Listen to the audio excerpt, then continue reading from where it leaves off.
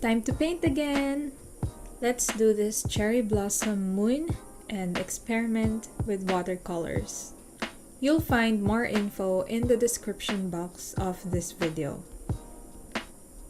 I have a simple sketch here for the outline of the moon and a few branches. Check the link below or above for the painting stages. I'll start by wetting the paper with clean water, and I'll drop quinacridone rose or whatever pink that you have on your palette, and manganese blue for the background, plus a bit of raw umber for the lower half of the moon.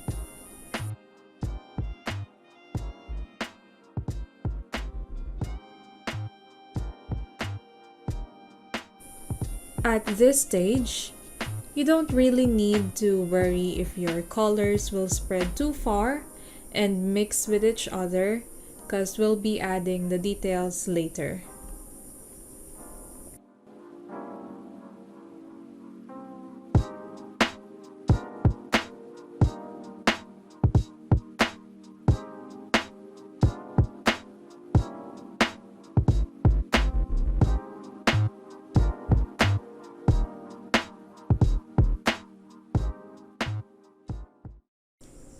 I just recently launched my Skillshare class in painting this atmospheric hydrangea, and if you want to get access, check out my previous YouTube video or click the link in the pinned comment of this YouTube video.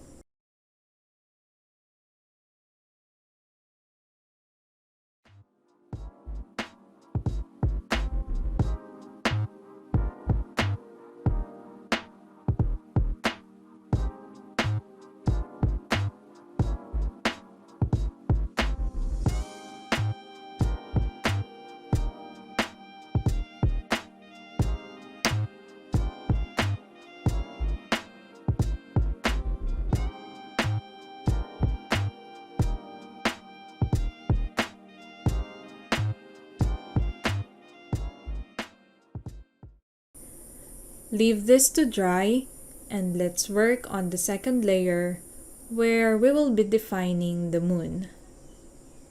I'm painting the shape of the moon with clean water. I'll drop Prussian blue at the upper half and raw umber at the lower half.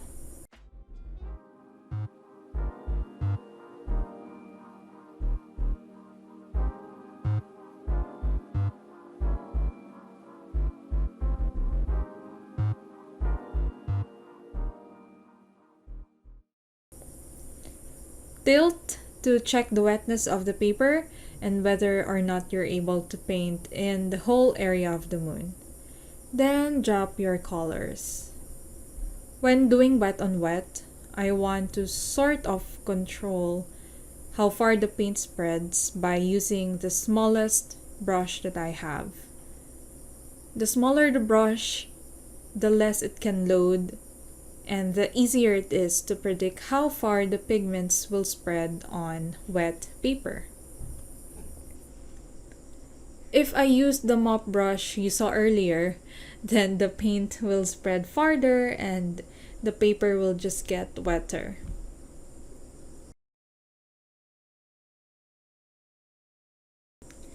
Going for raw umber now and leaving a tiny space in the middle for some cherry blossom petals.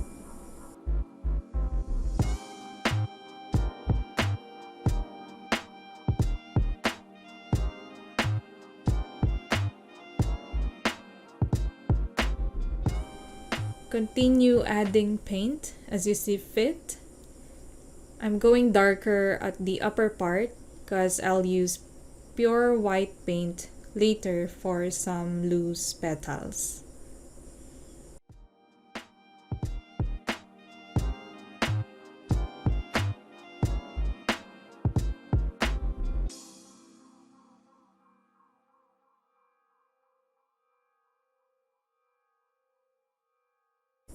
If you're liking this painting demo so far, please boop the like button so that this video will reach more people who might be looking for something to paint.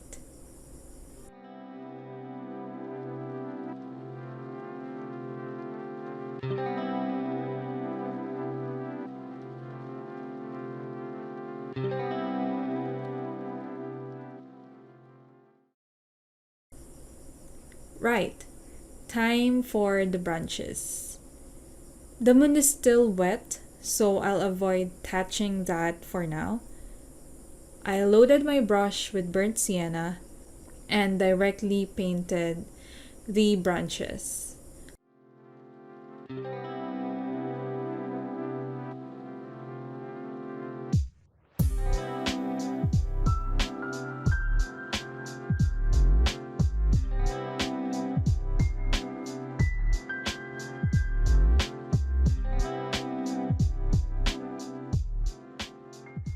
For added contrast, I will drop burnt umber plus ultramarine blue on some parts of the branches.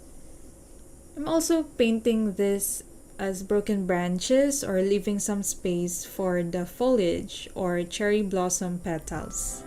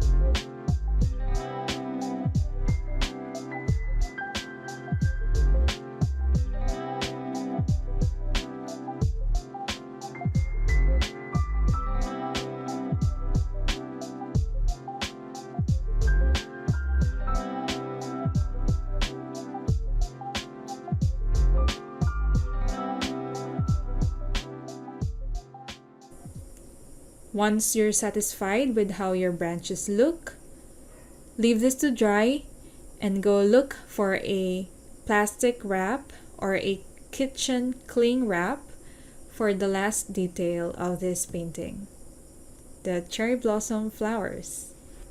I have here a small piece of plastic wrap which I'll crumple into a manageable size. This trick makes it a lot easier to paint foliage or wreath. Then dip it in your paint and dab it on your paper.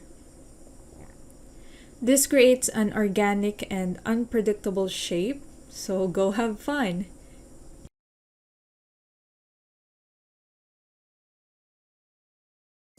Your fingers will get a bit messy, but it's part of the process. Oh, and make sure that the moon has dried before painting flowers on it, or else you'll just mix everything or lift up some paint. I'll continue doing this until I have a base for the foliage, then grab my smallest brush and retouch the petals or reconnect the foliage.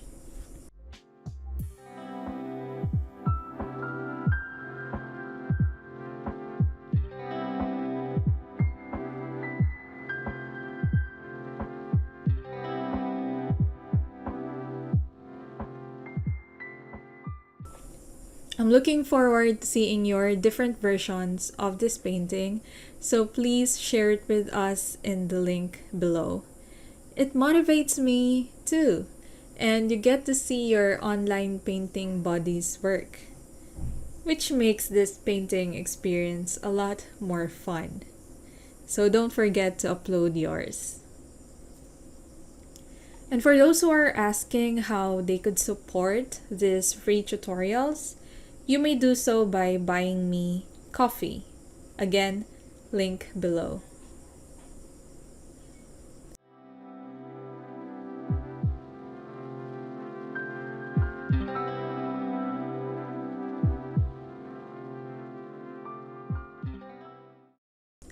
Now for some loose petals, I'll use pure white paint. If you don't have white pigment, you may try white gouache, acrylic, poster paint, or even white ink. Or just leave it. I'm sure it will still look pretty without the white petals.